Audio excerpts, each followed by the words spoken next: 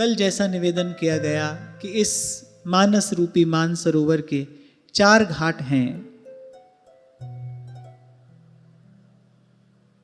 एक घाट पर शिव भवानी को कथा सुना रहे हैं, एक घाट पर श्री याज्ञवल्क्य जी भरद्वाज जी से राम कथा कह रहे हैं, एक घाट पर श्री कागभुसुंडी राम कथा का गान करते हैं, गरुड़ श्रवण करते हैं, और एक घाट पर तुलसी अपने मन से कहते हैं। श्री याज्ञवल्क्य जी ने पहले शिव चरित्र कहा, क्योंकि प्रभु की लीला का आस्वादन करने के लिए उत्कट वैराग, संसार के विषय के प्रति उत्कट वैराग और प्रभु चरणों में दृढ़ अनुराग हो,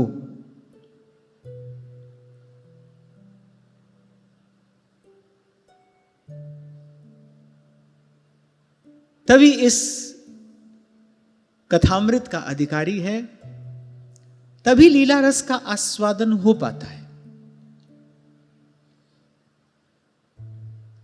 और फिर एक घाट पर जहां शिव भवानी से कथा कह रहे हैं,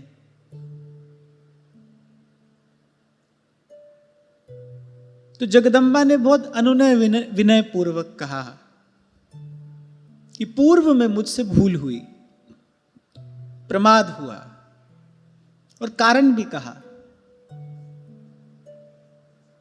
दक्ष शुक्र संभव यह देही, दक्ष से जन्म हुआ था मेरा, दक्ष अभिमान, उस पिता की पुत्री थी मैं, कुछ दोष आ गया था मुझ में, अब मुझ पर कृपा करिए। आपके श्रीमुख से ब्रह्म अनामय अज भगवंता, ऐसे श्री राम का गुणानुवाद श्रवण करना चाहती हूं। महादेव प्रसन्न हो गए। जगदम्बा ने पहले अवतार का हेतु पूछा। जो अपने संकल्प मात्र से अनेक अनेक ब्रह्मांडों का सृजन और लय कर सकते हैं, उनको किसी कार्य विशेष के लिए धराधाम पर जाने की क्या आवश्यकता? अवतार का हेतु क्या है, क्या प्रयोजन है? यद्यपि वो जानती हैं,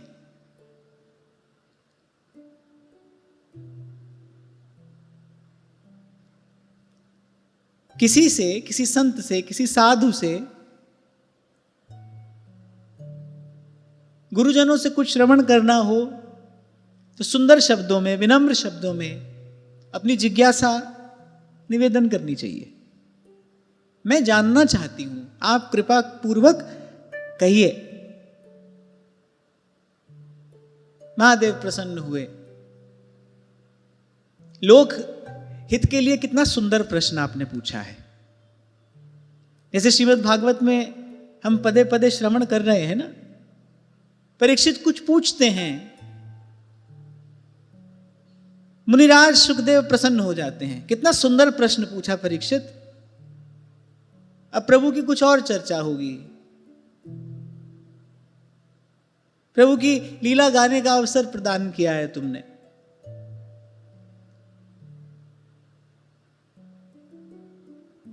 संत मिले तो भगवंत की ही बात की जाए। मिलना ही कितना कठिन है। मत संगस्तु दुर्लभ हो, मिल जाए तो अच्छी बात पूछिए ना।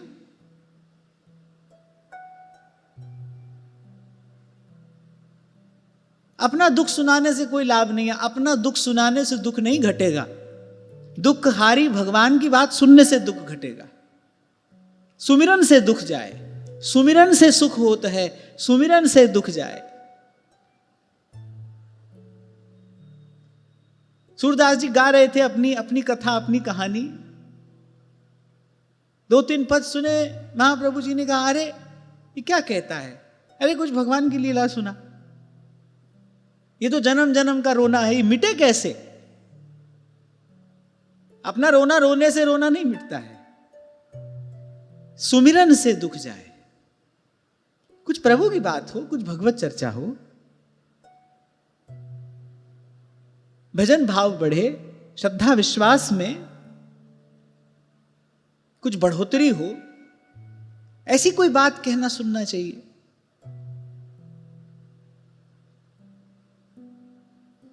तो जगदम्बा ने कुछ ऐसा प्रश्न पूछा, महादेव प्रसन्न हो गए। आहा, अब राम कथा गाने का अवसर मिला है।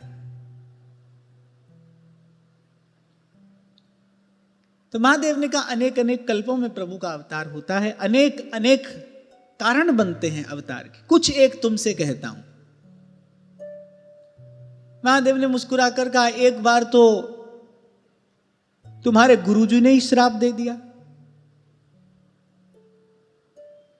नारद श्राप दीन इक बारा, कल्प एक तेहि लगे अवतारा।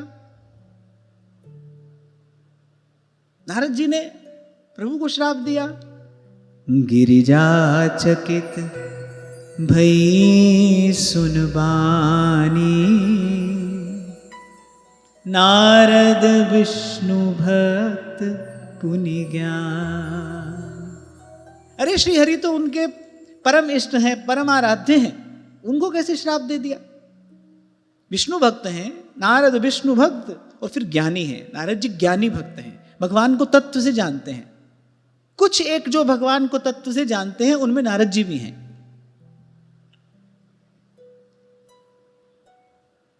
लेकिन प्रश्न बड़ा सुंदर पूछा उन्होंने, कारण कवन श्राप मुनि दीन्हा, का अपराध रमापति कीन्हा। शंकर प्रसन्न हो गए, वाह तुम्हारी गुरु निष्ठा धन्य है, तुम्हारी गुरु निष्ठा को प्रणाम है। क्या पूछ रही हैं? कारण कवन श्राप मुनि दीन्हा, का अपराध रमापति कीन्हा। उनको ये लगता ही नहीं कि हमारे गुरुजी से गलती हो सकती है। नारद जी ने श्राप दिया, पर उनको नहीं लगता कि हमारे गुरुजी से गलती हो सकती है।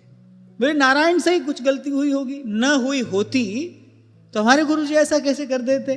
तो कारण कवन श्राप मुनि दीन्हा, का अपराध रमापति कीन्हा। इसको कहते श्रद्धा। मन में ही नहीं आया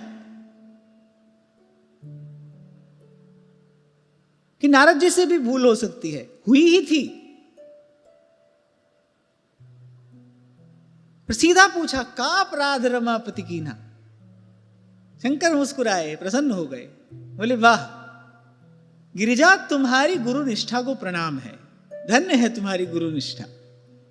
यह प्रसंग मोहि कहूं पुरारी, मुनि मन मोह आचरज भार। और ये प्रसंग आप मुझे विस्तार से कहिए। इस प्रकार का भ्रम उनके मन में कैसे उत्पन्न हो गया? एक बार तो कहा का अपराध रमापति कीन्हा, फिर थोड़ा विचार किया, फिर कहा कि यदि श्राप दिया तो भ्रम में ही पढ़कर दिया होगा। ऐसा भ्रम नारद जी के मन में, हमारे गुरुदेव के मन में कैसे उत्पन्न हो गया? तब ठहाका मारकर हंसे। शिव बोले बिहसी महेश तब, ज्ञानी मूढ़ न को। इसीलिए मैं कहता हूं ये संत हैं, समत्व को उपलब्ध जानते हैं, ज्ञानी मूढ़ न कोय। जेहि जस रघुपति करहि जब, सो तस तेहि छन हो। उमा दारू जोशित की नाई, सब ही नचावत राम गुसाई। खेलने वाले प्रभु हैं।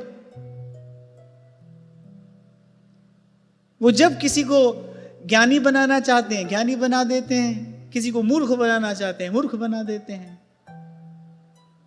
बोले वस्तुतः तो ईश्वर अंश जीव अविनाशी, चेतन अमल सहज सुख राशि। न कोई ज्ञानी है न कोई मूढ़ है, ये जो है ये तो बोले प्रभु का खेल है।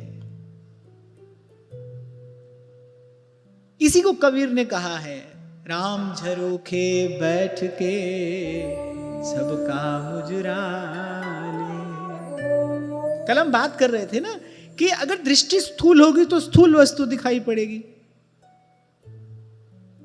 दृष्टि अगर सूक्ष्म हो गई है तो फिर उस सूक्ष्म का अनुभव होता है, फिर स्थूल पर दृष्टि नहीं जाती, फिर स्थूल का चिंतन नहीं होता। जैसे बहुत समय पहले एक माता ने कहा कि आप विवाह से पहले दीक्षा न दिया करें, कन्याओं को दीक्षा न दिया करें। तो मैंने एक बात निवेदन की थी कि जब गुरु के पास कोई आता है तो गुरु ये नहीं देखता कि स्त्री है कि पुरुष है, विवाहित है कि अविवाहित है। गुरु इस दृष्टि से नहीं देखता, देखे तो फिर गुरु कैसा है? ये तो स्थूल दृष्टि है ना। वो तो ये देखता है कि कोई जीव आया है, इस जीव को हरि का नाम सुना दिया जाए, इसके कल्याण का पथ प्रशस्त कर दिया जाए। काला है, गोरा है, निर्बल है, सबल है, धनवान है, निर्धन है, यही देखे तो फिर गुरु क्या? फिर गुरु कैसा? ये तो जगत व्यवहार है, इसमें कौन बड़ी बात है? तो दृष्टि स्थूल है तो सब स्थूल दिखाई पड़ता है। दृष्टि जब सूक्ष्म हो जाती है, ब्रह्ममय हो जाती है जब दृष्टि, तब दिखाई पड़ता है अरे कोई अच्छा नहीं है, कोई बुरा नहीं है, कोई अपना नहीं है, कोई पराया नहीं है। प्रभु जिसको जब जैसा चाहते हैं वैसा कर देते हैं। सब ही न चावत राम गुसाई, सब ही न चावत राम गुसाई। खेल प्रभु का है, खेल खिलाड़ी का है। आपसे कहा था ना कठपुतली का खेल देखो, आपको अच्छा लगे तो इनाम कठपुतली को दोगे कि कठपुतली चलाने वाले को? कठपुतली चलाने वाले को इनाम दिया जाता है, डोर उसके हाथ में है। ऐसे ही खेल देखो, पर इस खेल के पीछे महिमा खिलाड़ी की है, उस पर दृष्टि रहे। तो महादेव ने कहना आरंभ किया, हिमालय में बड़ी पवित्र गुफा थी, गंगा जी पास में बहती थी। नारद जी भ्रमण करते करते वहां पहुंचे, स्थान देखा, बड़ा सुंदर, बड़ा प्रिय स्थान था। नारद जी को लगा थोड़ी देर यहां बैठकर भजन करना चाहिए। एक कामी व्यक्ति जब एकांत देखता है तो उसके मन में भोग की लालसा उत्पन्न होती है। एक विषयी व्यक्ति जब एकांत देखेगा ना, उसके मन में भोग की लालसा, विषय की वासना उत्पन्न होगी। वो सोचेगा विषय भोग के लिए कितना उपयुक्त स्थान है। कोई भजन करने वाला, कोई साधु, कोई महात्मा एकांत देखेगा, उसको लगेगा आहा थोड़ी देर बैठकर यहां पर भगवत चिंतन करना चाहिए, भगवत भजन कर लेना चाहिए। वही स्थान, पर जैसी दृष्टि वैसी सृष्टि।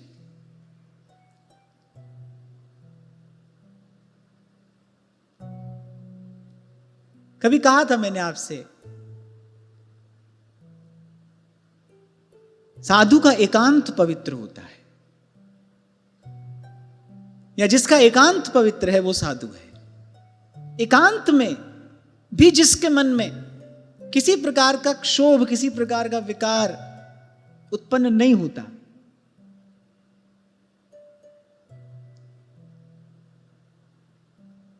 एकांत देखा, रमणीक स्थान था, पवित्र गंगा जी बह रही हैं, हिमालय पर्वत है, सुंदर गुफा। नारद जी को लगा थोड़ी देर बैठकर भजन करना चाहिए। सुमिरत हरि श्राप गति बाधी, सहज विमल मन लागी समाधि। बड़ा सुंदर संकेत यहां प्राप्त होता है। नारद जी को श्राप है, वो बहुत देर तक किसी स्थान पर रह नहीं सकते। दक्ष प्रजापति का ही श्राप है, वो अधिक देर तक एक स्थान पर ठहर नहीं सकते। चरई वेती, चरई वेती, नारद जी के जीवन में यह प्रत्यक्ष है। अच्छा, ये व्यवस्था ठाकुर जी ने की है उनके लिए। गंगा जितनी बहे, जितनी दूर तक जाए, उतना ही भला। बोलिए जितना रमण करेंगे उतने अधिक जीव भगवत शरणापन्न हो जाएंगे। प्रभु ने उनके लिए ऐसी व्यवस्था की है। चलते रहिए, चलते रहिए, तो अधिक देर तक वो एक स्थान पर ठहर नहीं सकते। पर यहां लिखा, सुमिरत हरि ही श्राप गति बाधी, सहज विमल मन लाग समाधि। भजन करने लगे, उस श्राप की गति बाधित हो गई। बड़ा सुंदर संकेत यहां प्राप्त होता है। किसी भी प्रकार का पाप ताप शाप भगवान के भजन से नष्ट होता है, उसका प्रभाव समाप्त हो जाता है हरि के भजन से। भगवान के भजन में ऐसी सामर्थ्य है। दक्ष प्रजापति का श्राप है, पर उस श्राप की गति उस समय उस काल में बाधित हो गई। किसका प्रताप है? सुमिरत हरि ही। सब पाप ताप शाप भगवान के भजन से नष्ट होते हैं।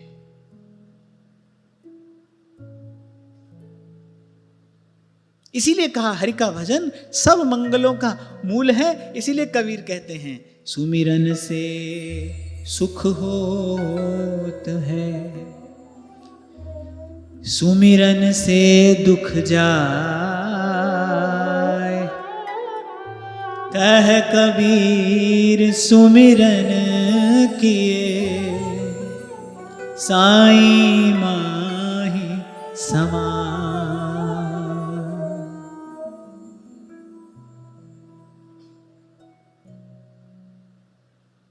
हमारे भी जन्म जन्म के पाप हैं, फिर उनसे उत्पन्न ताप हैं,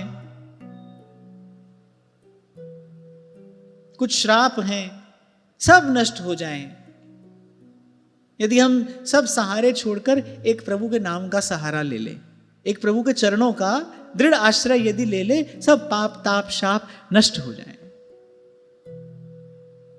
तभी संत कह रहे हैं, नाम ते आए महासुख पाया, हरि गुण गाए मेरा मन सित लाया। चौ गिरध हमारे रामकार, दुख लगे ना भाई, तत्ती वाव न लग गई, पार ब्रह्म शरणाई।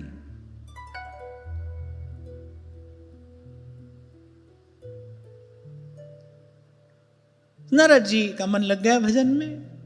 अब मन लगने की बात है, लग गया तो लग ही गया।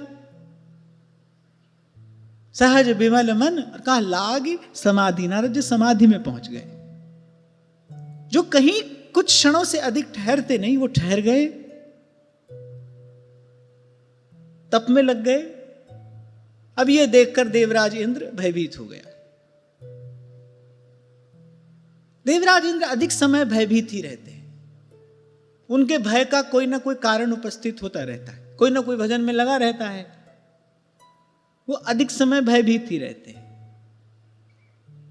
तात्पर्य, बहुत अधिक विषय भोग अगर जीवन में होगा तो मन निर्बल हो जाएगा, दुर्बल हो जाएगा।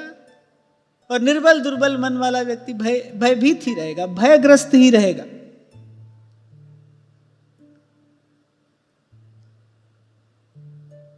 इसलिए कई बार आपसे निवेदन किया, बहुत सुविधा मत जुटाइए। ये जो भोगवाद है, ये दीमक की तरह खा रहा है मनुष्य की सामर्थ्य को।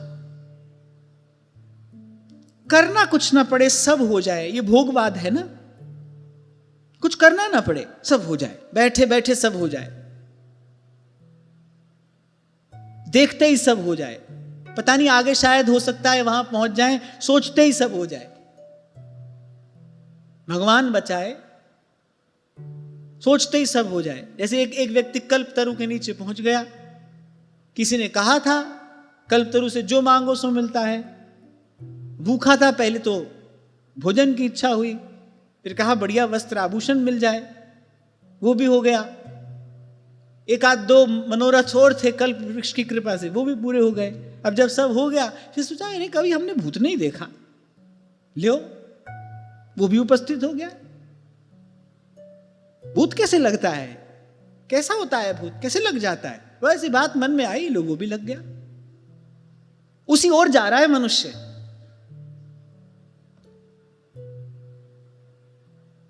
मैंने देखा है, बहुत निकट से देखा है, बहुत धन है, संपत्ति है, पर वो व्यक्ति बहुत डरा हुआ है। घर से बाहर निकलता है तो 8-10 बंदूक वाले साथ लेके निकलता है। अपने ही घर के भीतर सुरक्षित महसूस नहीं करता। थोड़ा सा खटका होता है और नींद उड़ जाती है। चिंताग्रस्त, भयग्रस्त, ये कोई जीवन है? इसको कहते हैं जीते जी नर्क देखना। भयग्रस्त, चिंताग्रस्त।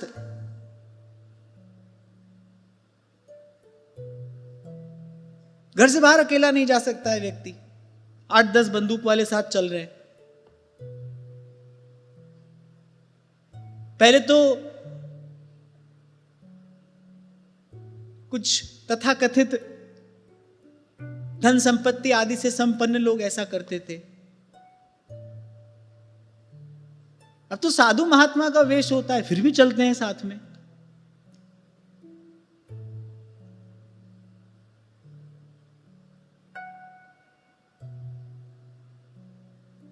दस 15 साल पहले की बात होगी, और उससे भी पहले, एक व्यक्ति मंच से बैठकर भाषण दे रहा है, लाखों लोग सामने बैठे, ओंकार का उच्चारण करता है सभा के बीच में। अरे तू तो ब्रह्म है,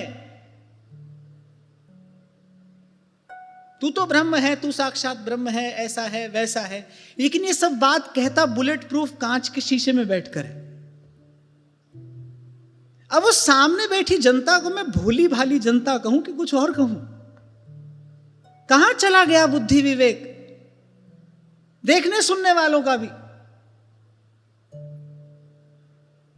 वो तुमको ब्रह्म बता रहा है, तुमको कह रहा है तुमको किसी भय से भयभीत होने की आवश्यकता नहीं है, तुमको चिंता की कोई आवश्यकता नहीं है। अरे तू तो पूर्ण ब्रह्म है और जाने क्या क्या, और आप बैठा है बुलेट प्रूफ कांच के डब्बे में।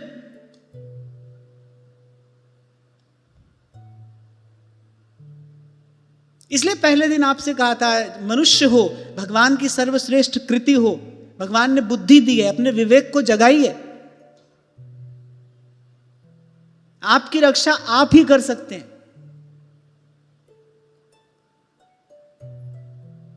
अब देवराज है, सारे देवता सेवा में हैं, देवताओं के राजा हैं, पर भयभीत। तब सेवक जी महाराज कहते, अरे कहा भय किए कर्म, जग दान देत देत। यहां भी भय, वहां भी भय, यहां भी चिंता, वहां भी चिंता, यहां भी खो जाने का, मिट जाने का भय है, वहां भी है। क्या विशेष बात हुई? मुझे तो लगता है कि यहां कम से कम रोते गिरते भगवान का भजन तो हो सकता है। त्याज्य बताया है भगवान वेदव्यास ने, सुरेश लोकोपि न वही सेव्यता। यहां भगवान का भजन नहीं हो सकता। नयत्र नारायण पाद पंकज स्मृति। इतना भोग है, इतना विषय है, भगवान का भजन ही नहीं हो सकता। थोड़ी देर के लिए नारद जी भजन में बैठे हैं, क्या हुआ? प्रसन्न होना चाहिए। ऐसा निष्काम संत जब भजन करता है तो सारी सृष्टि का मंगल होता है, सारी सृष्टि का कल्याण होता है। देवराज डर गए। गोस्वामी जी ने खूब खबर ली है देवराज इंद्र की पदे पदे मानस में। जय कामी लोलुप जग माही, कुटिल काक इव सबहि डरा। जो कामी है, लोलुप हैं, लालची, अरे कुटिल कौए की तरह सबसे डरते रहते हैं।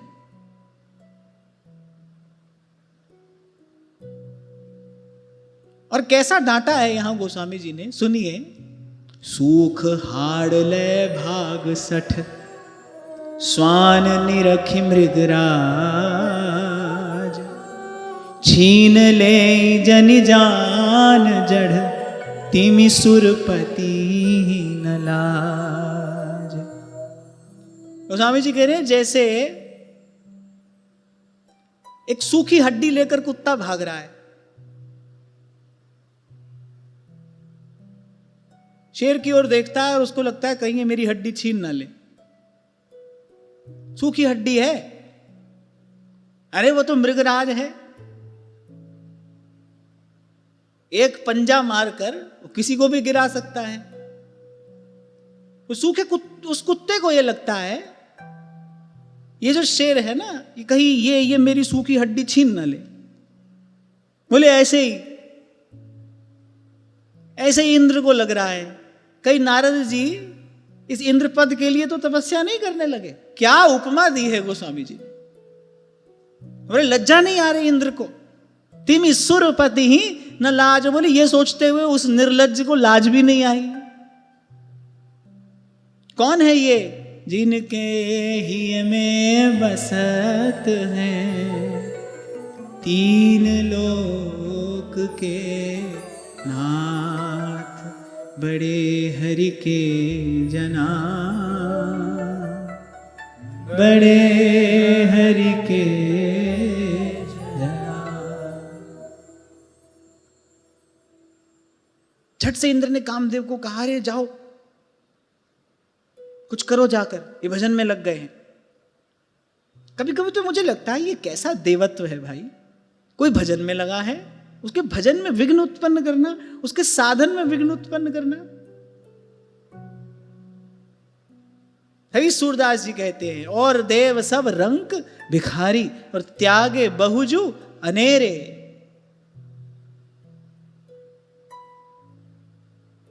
पर जैसा आपसे बार बार कहता हूं ना, ये सब कथा कुछ बोध भी देती है, आपके मेरे लिए भी है इसमें कुछ।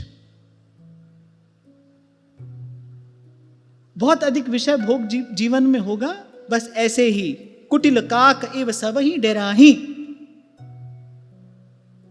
डरते रहोगे, भयग्रस्त रहोगे, चिंताग्रस्त रहोगे।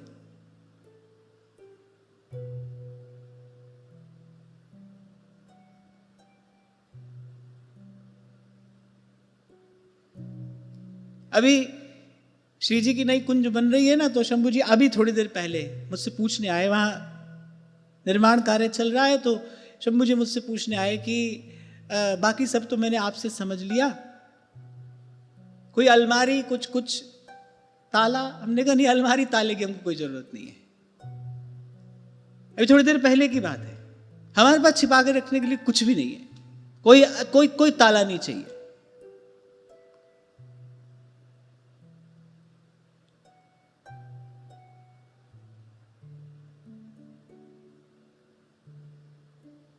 तो कहा कामदेव से, जाओ कुछ करो।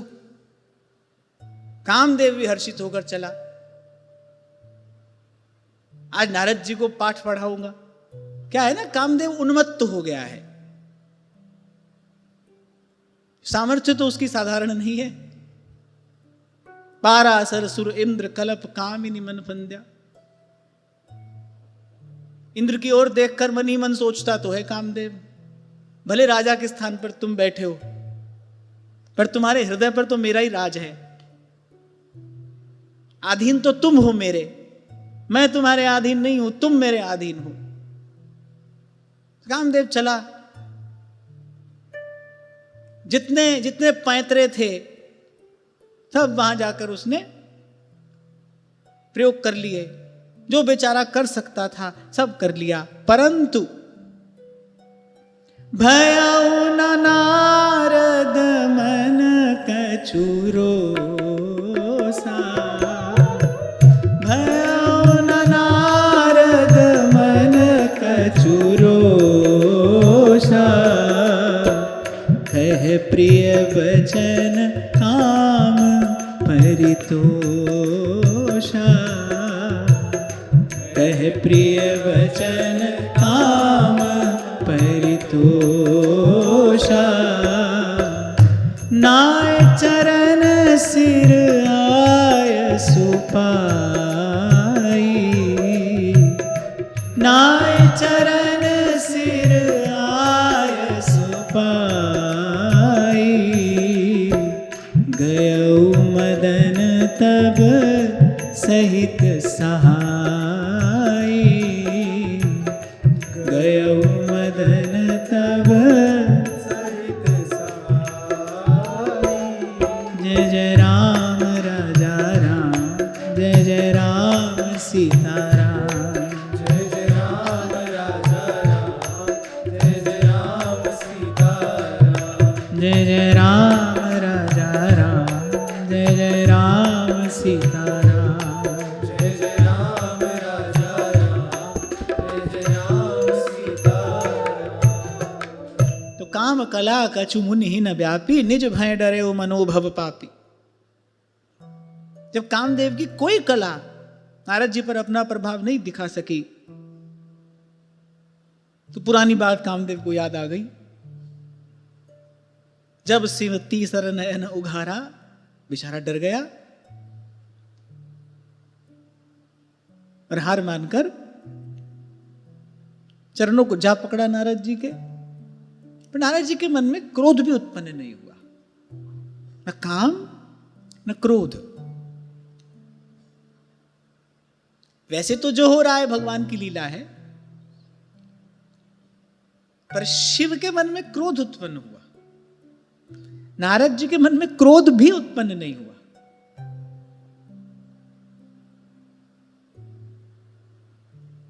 कभी कभी व्यक्ति कामना को दबा लेता है, लेकिन फिर क्रोध उत्पन्न होता है। कामात क्रोध संजायते, कामना पूरी ना होने पर भी क्रोध उत्पन्न होता है। जो व्यक्ति ऐसे देखा देखी इंद्रिय निग्रह करने लगते हैं ना, बलात् इंद्रिय निग्रह करने लगते हैं। आप देखो, खींचे रहते हैं, छोटी छोटी बात पर खींच जाते हैं, क्रोध में भरे रहते हैं, स्वभाव बिगड़ जाता है। एक प्रक्रिया है, उसका सम्मान करना चाहिए। बीज को तोड़कर फल प्राप्त नहीं किया जा सकता, बल्कि बीज को तोड़ने से फल प्राप्ति की संभावना भी समाप्त हो जाती है। कभी सोचा है ये इतना तप करने वाले ऋषियों को छोटी छोटी बात पर क्रोध आ जाता है, छोटी सी बात पर क्रोध आता है, श्राप दे देते हैं। नारद जी विशेष है, काम की कोई कला तो उन पर प्रभाव दिखा ही नहीं सकती थी, जिनके हृदय में अच्युत सदा विराजमान है। और तस्मिन् तज्जने भेदाभावात्, यद्यपि शिव को क्रोध आया तो भगवान की लीला थी, प्रभु की इच्छा थी, पर यहां नारद जी के मन में रोष भी उत्पन्न नहीं हुआ। भयउ न नारद मन कछु रोषा, कह प्रिय बचन काम परितोषा। उन्होंने तो बल्कि दो मीठे शब्द कहकर कामदेव का समाधान कर दिया। बोले भाई निर्भय हो जाओ, हमसे डरने की कोई आवश्यकता नहीं है।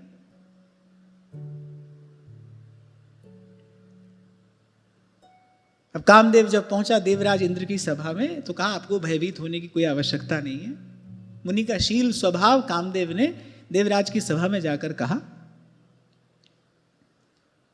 पर नारद जी को जाने क्या सूझा। तब नारद गवने शिव पाही,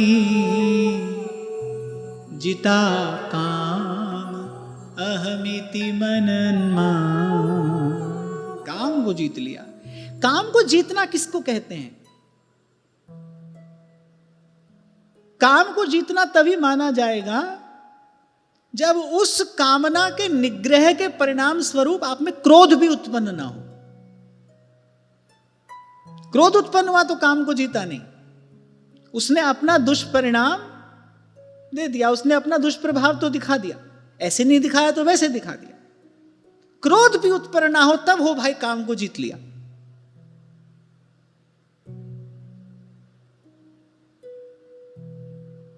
केवल शारीरिक दृष्टि से केवल शरीर को कस लेना, केवल शरीर का निग्रह कर लेना, यही काम को जीतना नहीं है। क्रोध भी उत्पन्न ना हो। सीधे सीधे शब्दों में समझिए, है तो काम एक ऊर्जा ही ना। आप उसको दबाओगे तो वो किसी और प्रकार से कोई और मार्ग लेकर बाहर आएगी, उसको समाप्त तो किया नहीं जा सकता। बड़ी बात यह है कि जब जब कामना पूरी ना हो या आपने कामना को दबा लिया, इन दोनों के परिणाम स्वरूप जब क्रोध भी उत्पन्न ना हो, जब आप स्वस्थ रहें, प्रसन्न रहें, सहज रहें, ऐसा देखने में नहीं आता है भाई। शिव के मन में रोष उत्पन्न हो गया। मनुष्य की तो गिनती कहां है। अरे मनुष्य तो कामना को भी नहीं दबा सकता। बड़े बड़े ज्ञानियों का ज्ञान बह जाता है उस समय जब कामातुर होता है जीव। कामातुराणाम न भयम न लज्जा। तभी महाप्रभु कह रहे कौन क्रम काल निकंद्या।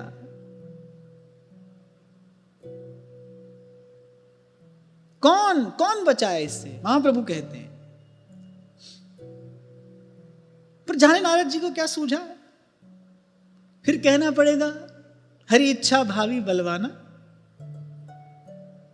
तब नारद गवने शिव पाही, सीधे कैलाश गए। जिता काम अहमिति मन मान। अब यहां क्या हुआ, काम क्रोध से बच गए, अहंकार उत्पन्न हो गया। इसलिए गोस्वामी जी कहते हैं जे राखे रघुबीर ते उबरे ते ही काल। अपने प्रयास से कोई पहले तो काम को ही नहीं जीत सकता, जीत ले तो क्रोध उत्पन्न होगा। काम क्रोध दोनों से बच जाए, अहंकार है कि मैंने काम क्रोध दोनों को जीत लिया, फिर इससे नहीं बच सकता। इसलिए आपसे कहता हूं कि शुद्ध होकर जीव भगवान से नहीं मिलता, भगवान से मिलकर शुद्ध होता है। प्रभु की कृपा से जीव शुद्ध होता है, बुद्ध होता है, इन दुर्गुणों से, इन दोषों से, इन क्लेशों से मुक्त होता है। कृपा, पुष्टि, अनुग्रह। पहले से निकल जाए तो दूसरा गड्ढा है, दूसरे से बच जाए तो फिर तीसरी खाई है। अगणित द्वंद्व देह के पथ हैं, तुमरी कृपा पाव कोई कोई। पहुंच गए। अब देखो वो जो अहंकार है, अहंकार माने एक नशा, एक उन्माद। अहंकारी व्यक्ति को आप देखो क्या बोलता चलता है, कैसे करता है, ऐसे लगता है जैसे नशे में है, उन्मादग्रस्त। भूल गए किसके सन्मुख आया हूं। सर्वभूताधिवास ये सन्मुख बैठे हैं। प्रचंडम प्रकृष्टम प्रगल्भम परेशम अखंडम अजम भानुकोटि प्रकाशम निजम निर्गुणम निर्विकल्पम निरीहम चिदाकाशम आकाशवासम भजे हम। ऐसा कहकर जिनकी स्तुति की जाती है वो बैठे हैं। मार चरित शंकर ही सुनाए, अति प्रिय जानी महेश सिखा। कामदेव के सब चरित्र सुनाए। कामदेव के बहाने बात तो उनको अपनी कहनी थी, पर महादेव जी ने तो अति प्रिय जानकर शिक्षा दी। बोले मुनिराज आपसे एक विनय करता हूं। महादेव के शब्द भी सुनिए, कह रहे आपसे एक विनय करता हूं, और एक बार नहीं बार बार करता हूं। बार बार बिनमो मुनि तो ही जिमि यह कथा सुनाय हूं मोही। जैसे ये कथा आपने मुझे सुनाई है, तिमि जनि हरि ही सुनावं कबहूं। चले हूं प्रसंग दुराए हूं तब। बोले जैसे मुझे सुनाई है ना ये कथा, बोले नारायण से कभी नहीं कहना। बोले कभी ये बात चल भी जाए तो उसको छुपा लेना। कभी ये बात चल भी जाए इसको छुपा लेना। कहना तो बिल्कुल भी, अपनी ओर से तो बिल्कुल ही नहीं कहना। ये प्रसंग आरंभ भी हो जाए तो आप इसको छिपा लेना। सिखाते हैं शिव। कोई उपलब्धि यदि प्राप्त हो तो गुरुजनों के सामने जाकर उसको कहिए नहीं।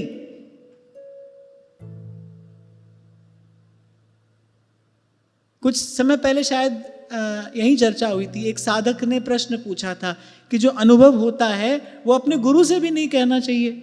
आप कहते हैं किसी से भी ना कहिए, तो क्या अपने गुरु से भी नहीं कहना चाहिए? अरे गुरु से ही तो आपके पास में आया है, आपको सीधे ही अनुभव हो गया क्या? सीधे अनुभव हो गया तो फिर आप ही गुरु हो। आपके गुरु से होकर ही तो वो अनुभव आप तक आया होगा। सोचने की बात है, विचारने की बात है। कहने की आवश्यकता क्या है? इसके मूल में आप देखो कुछ नहीं है, आत्म प्रतिष्ठा है, आत्मश्लाघा है। श्रीमद् वाल्मीकि में ये बात कही, आत्म प्रशंसा जो है वो आत्महत्या करने जैसा है। इतना निंदनीय बताया है बुद्ध जनों ने, महत जनों ने, आत्मश्लाघा को, आत्म प्रशंसा को, अपनी बात अपने ही मुख से कहना। सारे गुण हो, एक ये दूषण हो, तो आपके सारे व्यक्तित्व को दूषित कर देने के लिए पर्याप्त है।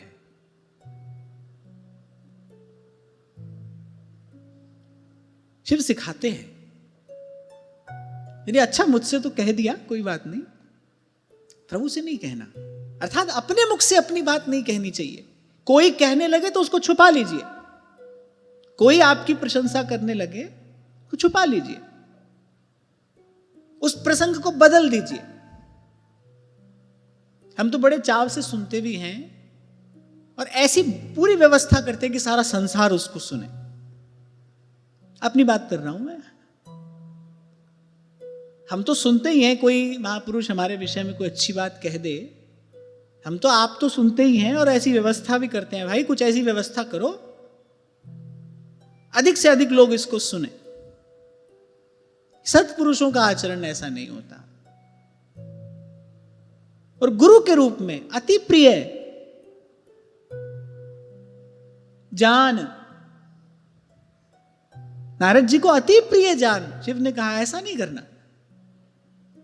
पर शंभुदीन उपदेश हित, नहीं नारद ही सुहान। भरद्वाज कौतुक सुनहु, हरि इच्छा बलवान। और यद्यपि शिव ने शिक्षा दी, नारद जी को आज शिव की बात अच्छी नहीं लगी, उन्मादग्रस्त हैं। याज्ञवल्क्य जी कह रहे, भरद्वाज जी ये तमाशा भी देखो, हरि की इच्छा बड़ी बलवान है। राम कीन चाहि सोई हुई, करे अन्यथा अस नहीं कोई। सुनो, ये जो प्रभु करना चाहते हैं वही होगा, वही होगा, वही होगा, उसको अन्यथा कोई कर ही नहीं सकता। जब कर ही नहीं सकता तभी सूरदास कहते हैं, सूरदास होनी सो होगी, सूरदास होनी सो होगी। अरे मूर्ख सोच करे, रे विधना टारे नाही करे, रे विधना टारे नाही करे। अब कोई पूछे फिर हम क्या करें, किए बिना तो हम भी नहीं रह सकते। तो बड़ा सुंदर मार्ग संतों ने दिया है, फिक्र करे सो बावरा और जिक्र करे सो साध। उठ फरीदा, जिक्र कर, फिक्र करेगा। आप, ये प्रभु का कार्य है, प्रभु को करने दीजिए। आप अपना काम करिए। अपना काम क्या है? राम सिमर ए ही तेरो काज है। शंभु बचन मुनि मन नहीं भाए, तब बिरंचि के लोक सिधा। शंभु बचन मुनि मन नहीं भाए। नारद जी को आज उनकी बात अच्छी नहीं लगी। कहां रुकने वाले थे वो? ब्रह्मलोक पहुंचे, जो मिले उसको सुनाए। सुना, एक बड़ी अद्भुत घटना घटी। कुछ सुना क्या? अभी तक नहीं सुना। जो मिले उसको बताएं। भोजन पचेगा तो रस बनेगा, शरीर में रम जाएगा, शरीर को हष्ट पुष्ट करेगा। नहीं पचेगा, वमन हो जाएगा, बाहर वापस आएगा। ऐसे ही भजन पचेगा तो स्वभाव बन जाएगा। यदि आपको भजन पच रहा है तो फिर धीरे धीरे आप देखोगे भजन स्वभाव बन रहा है। बहुत अधिक कहने सुनने की इच्छा नहीं रहेगी। कल आपसे कह रहा था ना, पूजा से स्तुति, स्तुति से जप और जप से ध्यान, ये क्रम है। पहुंच जाएगा मन ध्यान में। भजन पचा तो ये होगा, स्वभाव बन जाएगा। और नहीं पचा, अब नारद जी जिसको भी बात बताते हैं, नारद जी की प्रशंसा तो करता है, वाह आप जैसे तो आप ही हैं। अच्छा, हमने देखा कि जीवन में अनेकों क्लेश व्यक्ति केवल बस यही लोक मान्यता, लोक प्रतिष्ठा, लोक प्रशंसा के लिए उठाता है। कितने कष्ट व्यक्ति बस इसी के लिए उठाता है, आप जैसे तो आप ही हैं। मैं कहता हूं सबसे बड़ा नशा, सबसे बड़ा चस्का यही है। लोग बड़ाई दे दे हाकत, और चलत दुखित है गैल। संसार हमारी जय जयकार करे। वो जो प्रशंसा के वाक्य होते हैं ना, वो भी एक तरीके का रसायन भीतर जाते हैं, वो भी एक तरीके का रसायन बनाते हैं। उससे भी एक उन्माद होता है, एक नशा।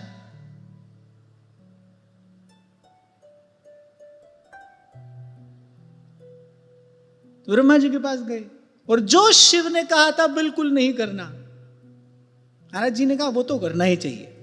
उल्टे क्या सोच रहे हैं, बोले स्वयं नहीं कर पाए ना ये कार्य, क्रोध तो उत्पन्न हो ही गया था, जला दिया कामदेव को, हमने देखो उसको आशीर्वाद दिया, उसका समाधान किया, ये नहीं कर पाए, इसलिए हमसे ये कहा कि वहां जाकर न कहना। देखो नारद जी ये भी भूल गए कि जो कह रहे हैं वो भी घटघटवासी हैं, और जिनसे ना कहने की बात कह रहे हैं उनसे क्या छिपा है, और आपने जो किया है वो उन्हीं की कृपा से किया है, वो उन्हीं के भजन प्रताप से किया है। कुछ समझ नहीं आ रहा है नारद जी को। थोड़ी देर के लिए तो ऐसा लगा जैसे विवेक सो गया।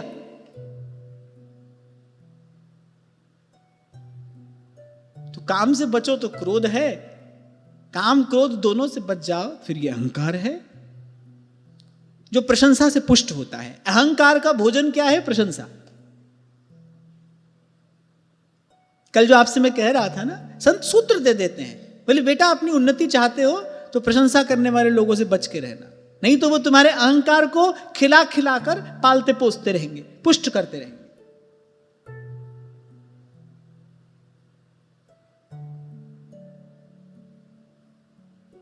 संसार तो किसी की भी प्रशंसा कर देता है, किसी की भी। देखो आज कोई भी गुरु बना है, कोई भी पढ़ा रहा है, कोई भी सिखा रहा है, कोई कसौटी है क्या?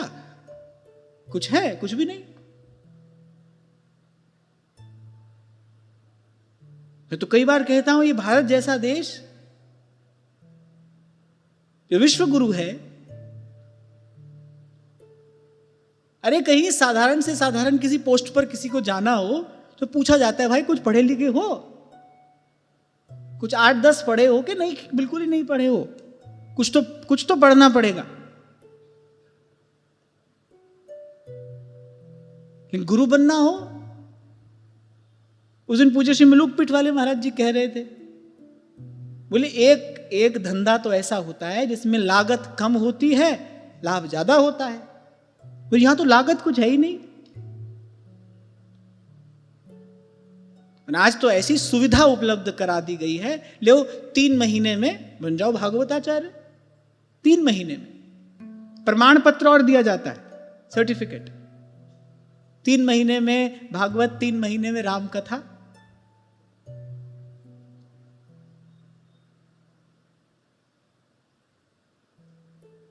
अब भाई अगर कोई लोमड़ी से ही धर्म की शिक्षा लेने लगे, फिर तो मुर्गी चुराना पुण्य का काम बताया जाएगा।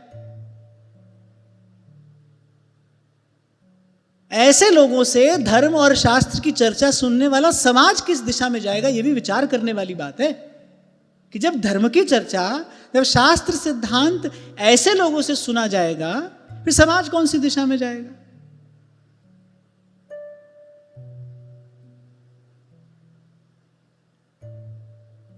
मैं कह रहा था कि अहंकार का भोजन प्रशंसा है। अब नारद जी का अहंकार हो गया बिल्कुल हष्ट पुष्ट। नारद जी ने कहा चल ही देना चाहिए। क्यों कहा हमसे वहां नहीं जाना? वहां तो जाना ही चाहिए। प्रभु को हमारी ये बात कौन बताएगा जाकर? भूल गए। प्रभु का स्वरूप ही विस्मृत हो गया। साधारण बुद्धि हो गई प्रभु में, जैसे वो कुछ जानते ना हो। क्षीर सिंधु गवने मुनि नाथा, क्षीर सिंधु गवने मुनि नाथा, जहाँ बस श्रीनिवास श्रुति माथा, जहाँ बस श्रीनिवास श्रुति माथा, हरख मिले उठी रमानिकेता, हरख मिले उठी रमानिकेता, बैठे आसन ऋषि समेता,